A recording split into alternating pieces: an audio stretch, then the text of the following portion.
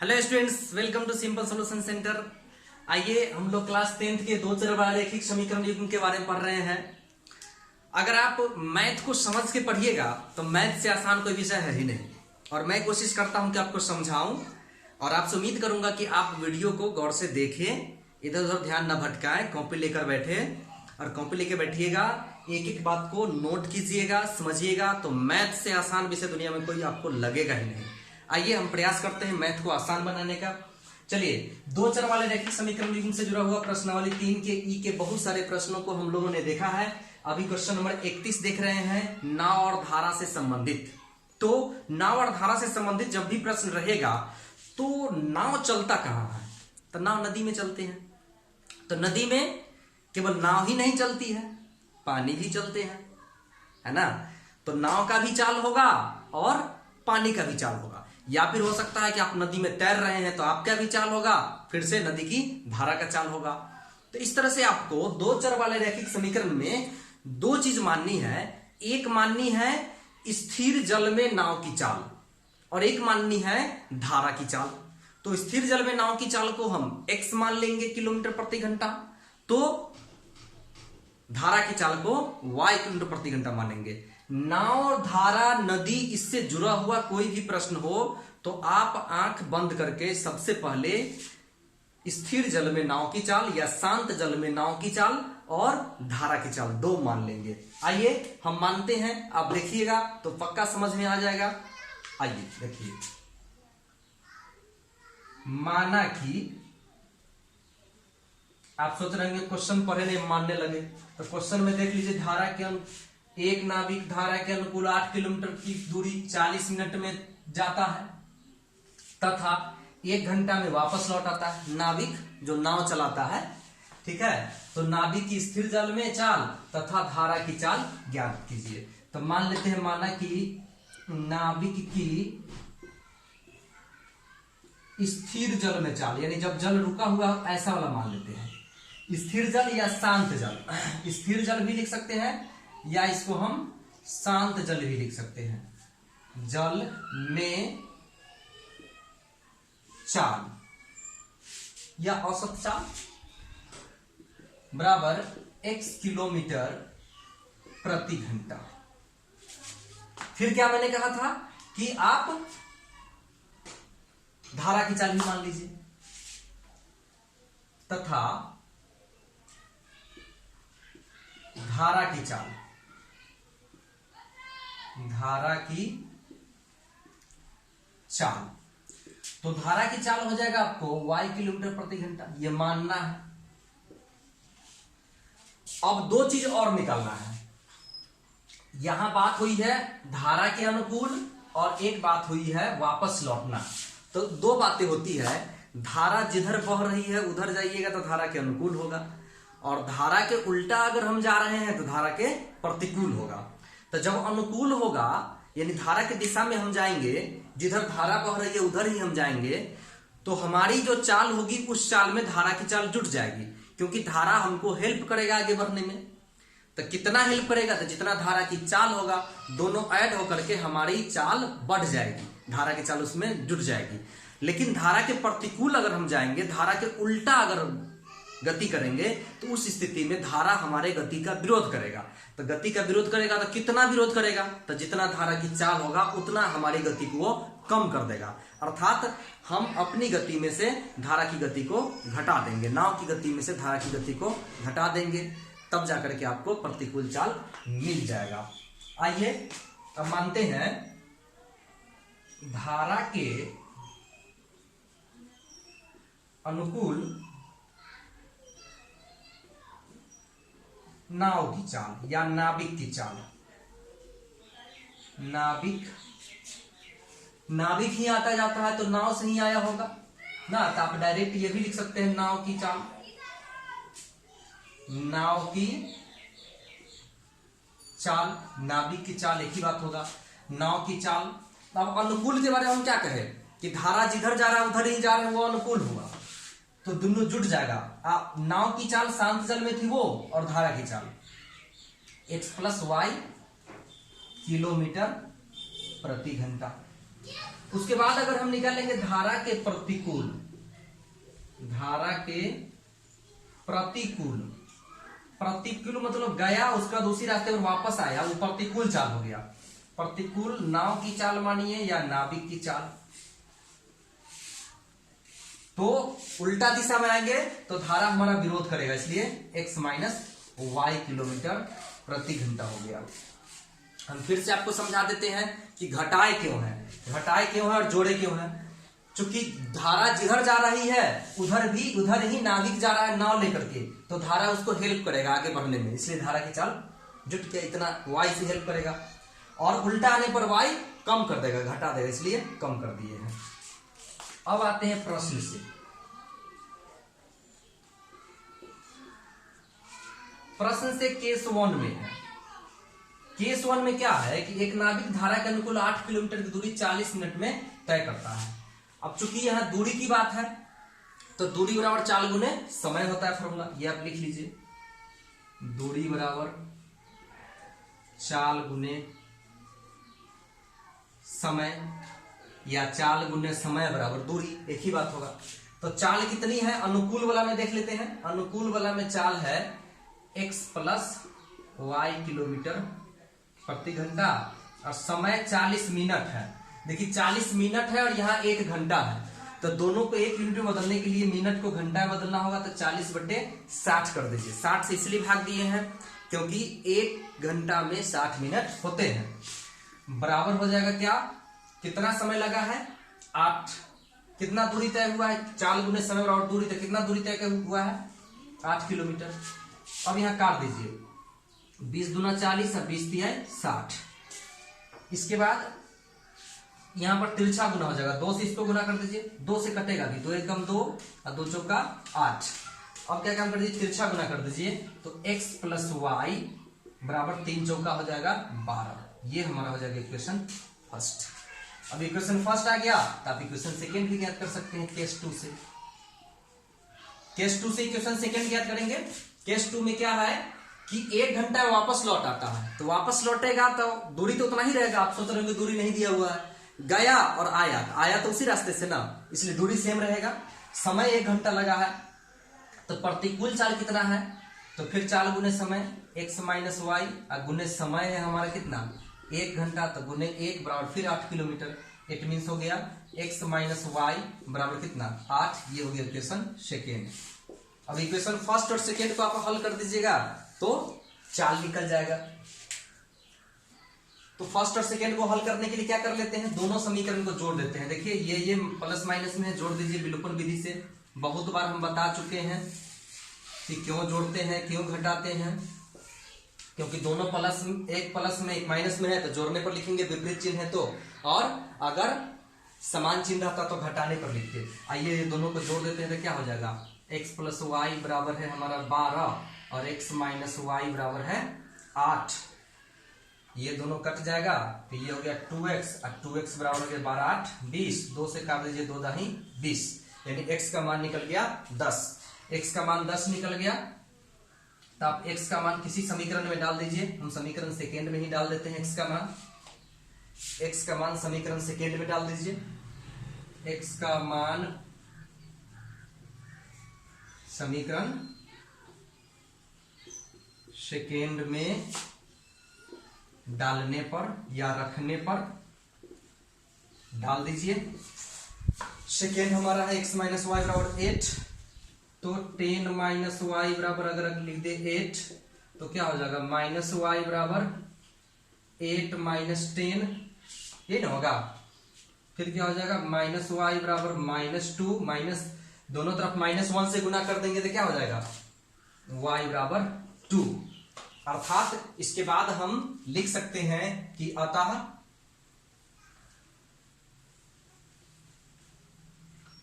जो आपको x और y निकल गया, x निकला है 10 और y 2, तो लिखेंगे अतः शांत जल में नाव की चाल या नाविक की चाल कितना माने थे x, तो x बराबर कितना निकला है 10। आपके पीछे में होगा किलोमीटर प्रति घंटा तथा धारा की चाल बराबर 4y है, y बराबर कितना निकला 2 किलोमीटर प्रति घंटा। तो इस तरह से नाव और धारा वाला क्वेश्चन में आप इस प्रकार के प्रश्न को देख लिए हैं। आइए इसके बाद वाले प्रश्नों को हम देखते हैं, क्वेश्चन नंबर 32 को।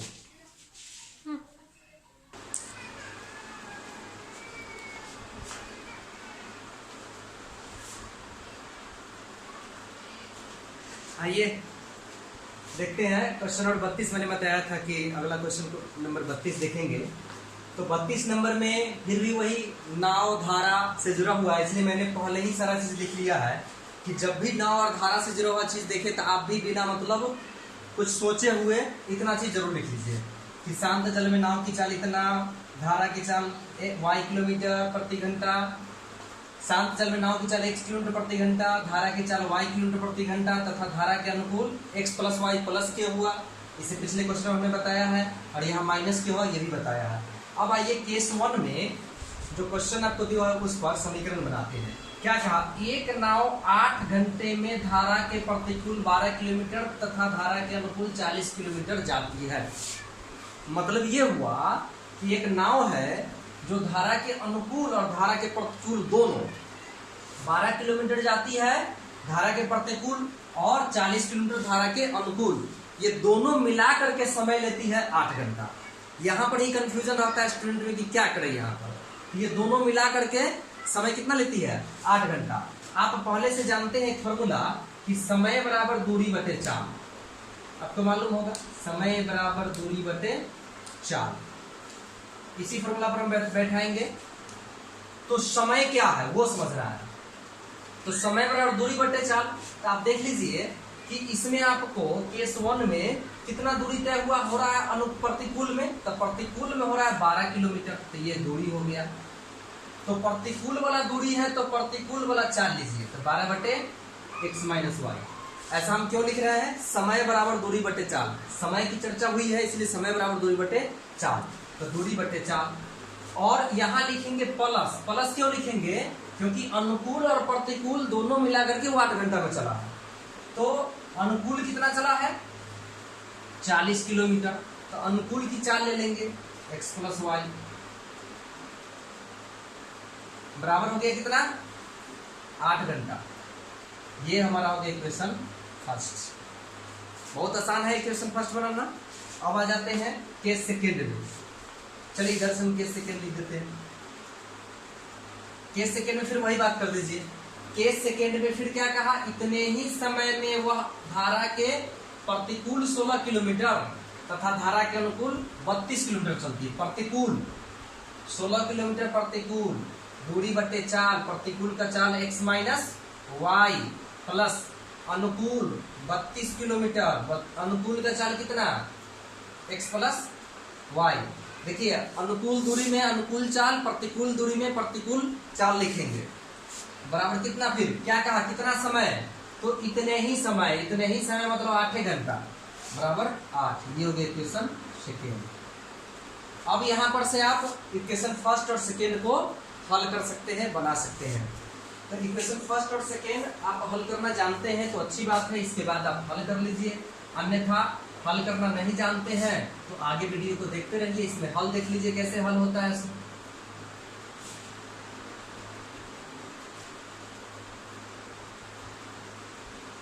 चलिए अभी तक तो हम लोगों ने लीनियर इक्वेशन देखा है।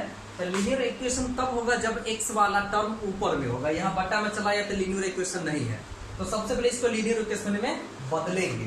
कैसे बदलेंगे, तो इसको क्या काम कर दीजिए, इसको हम लिख सकते हैं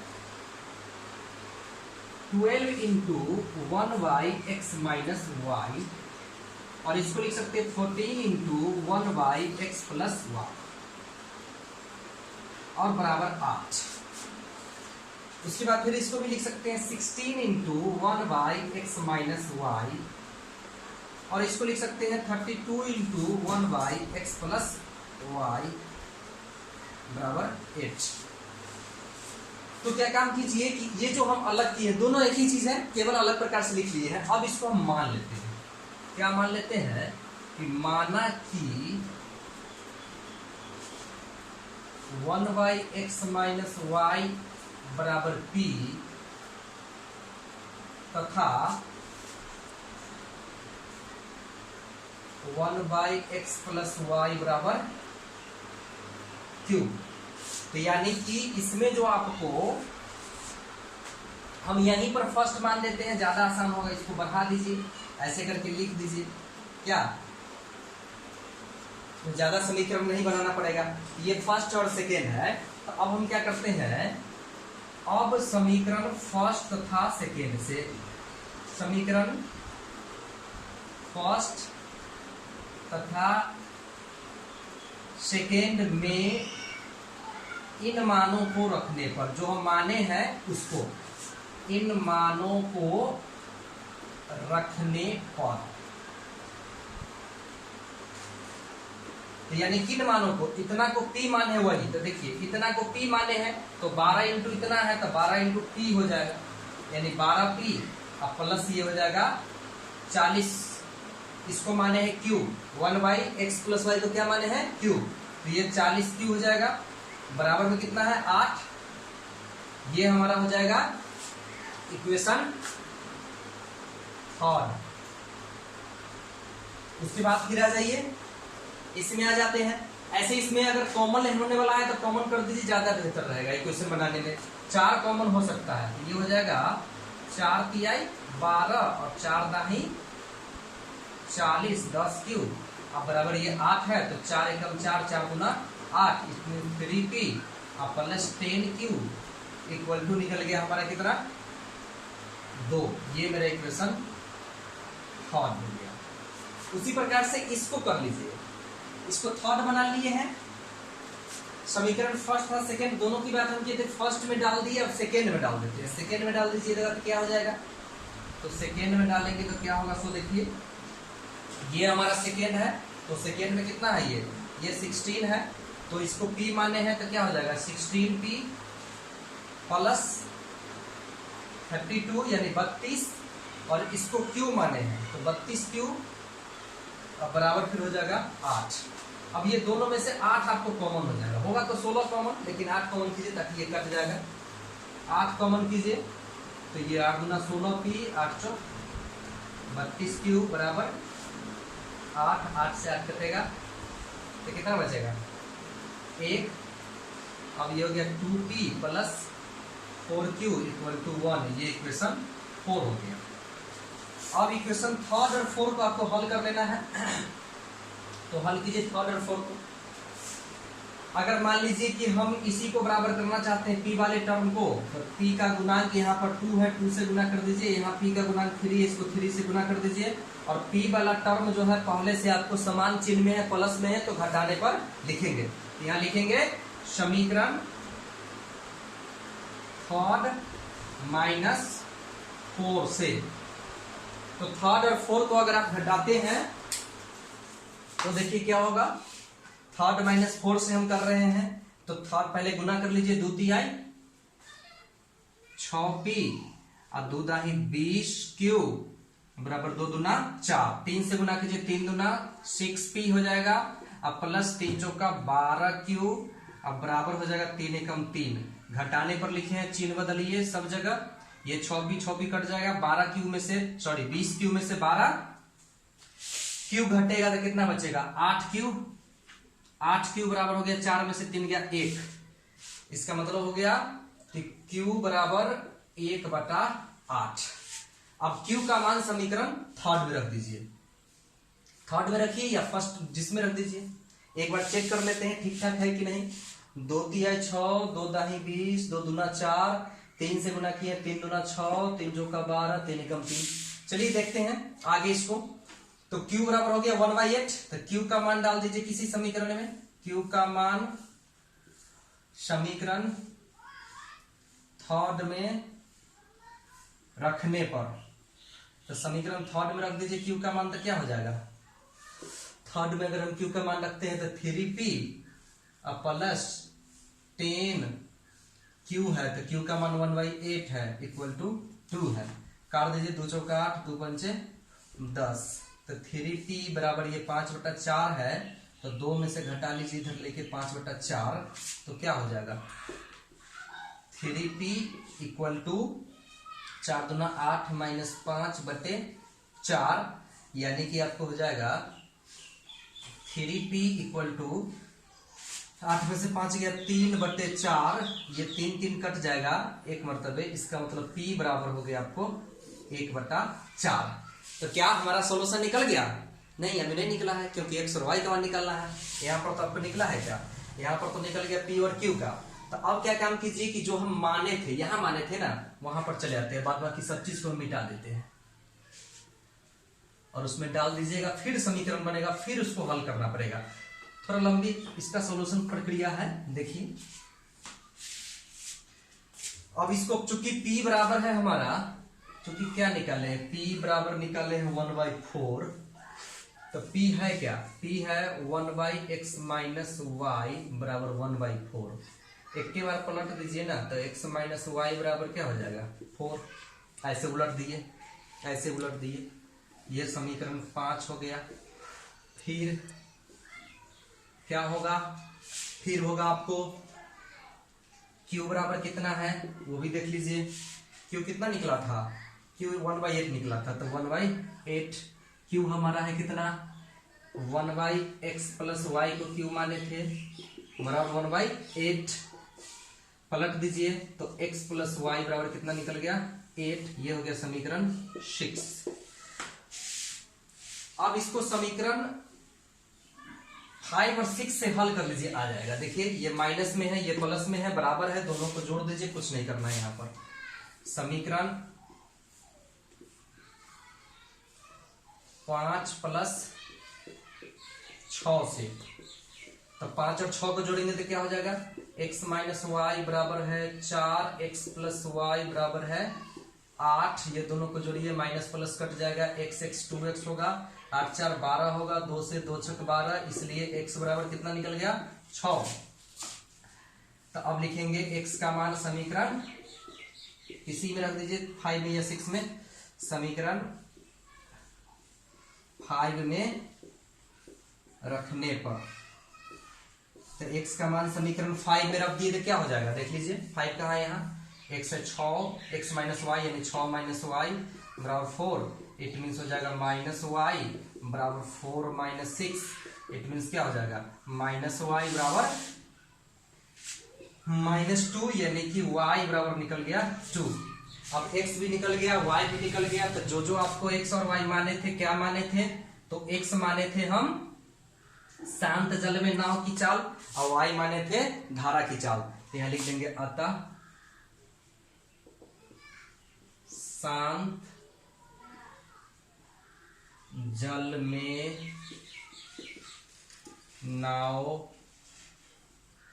की चाल कितना माने थे x, तो x माने थे हम कितना 6 आ गया, तो 6 किलोमीटर प्रति घंटा, तथा धारा की चाल बराबर y, यानी कि y 2 है, तो 2 किलोमीटर प्रति घंटा। देखिए y 2 है। तो इस तरह से शांत जल में नाव की चाल और धारा की चाल ज्ञात हो गया। हम उम्मीद करते हैं कि आपको ये बात समझ में आया होगा। वीडियो थोड़ा सा लंबा हो गया है, मुझे कई बार मिटाना पड़ा है, तो आप क्या काम कीजिए कि अगर नोट साथ में नहीं कर पाए होंगे तो वीडियो को पॉज करके, यानी वीडियो को रोक करके वीडियो को देखिए, अपने कॉपी में नोट कीजिए। किसी तरह की समस्याएं नहीं आई होगी। अगर यह वीडियो आपको पसंद आया है, आप चाहते हैं कि यह आपके दोस्त तक भी पहुंचे, तो आप अपने मोबाइल से दूसरे ग्रुप में उसको शेयर कर दीजिए। जय हिंद।